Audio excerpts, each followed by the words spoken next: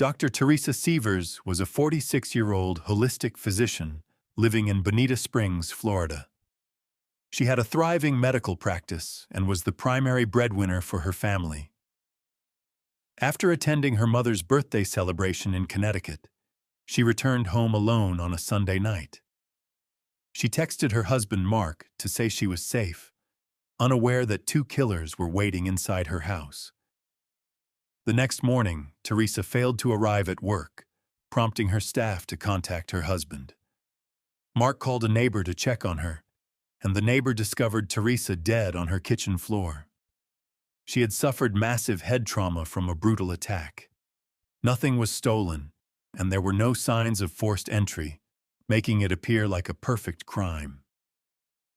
Detectives Mike Downs and David Levitt struggled to find leads in the case with almost no physical evidence.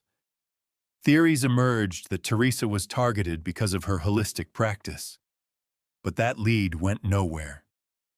Investigators interviewed everyone in her life, chasing every possible motive, but nothing seemed to connect. The case was growing cold and desperate. 2 weeks later, a late-night tip led detectives to Curtis Wright, a convicted felon in Missouri. He and his friend, Jimmy Ray Rogers, both denied being in Florida during the murder.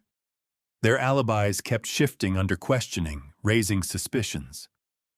Wright claimed he was sick in bed, while Rogers refused to speak with police at all. A search warrant revealed a GPS device in Wright's vehicle with deleted data. After hundreds of man-hours, investigators recovered the information and tracked a route from Missouri to Teresa's home in Florida. Surveillance footage from a Walmart showed Wright and Rogers buying trash bags and cleaning supplies. The evidence finally connected the Missouri men to the crime scene. When detectives questioned Rogers' girlfriend, Taylor Shoemaker, she broke down and confessed what she knew. Rogers had admitted to her that he used a hammer to kill Teresa while lying in bed. She led investigators to a blue jumpsuit discarded on the roadside. The physical evidence confirmed Taylor's testimony and sealed Rogers' involvement in the brutal murder. Curtis Wright made a deal with prosecutors, pleading guilty to second-degree murder in exchange for his testimony.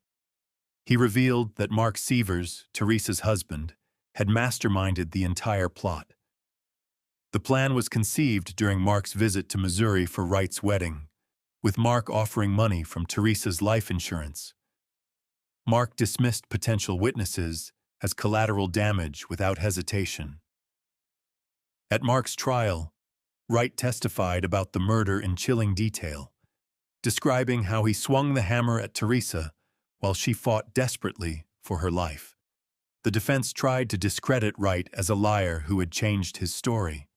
However, the GPS data, Walmart footage, and blue jumpsuit all corroborated his testimony.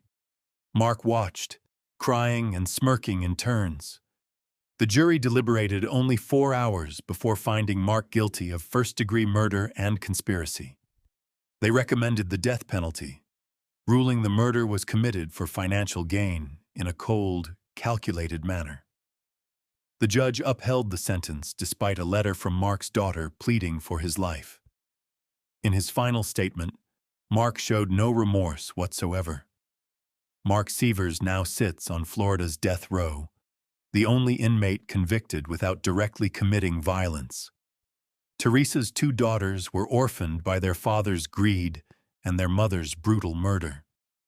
Curtis Wright and Jimmy Ray Rogers received 25-year sentences for their roles. Justice was finally served, but Teresa's family will forever carry the weight of this unimaginable tragedy.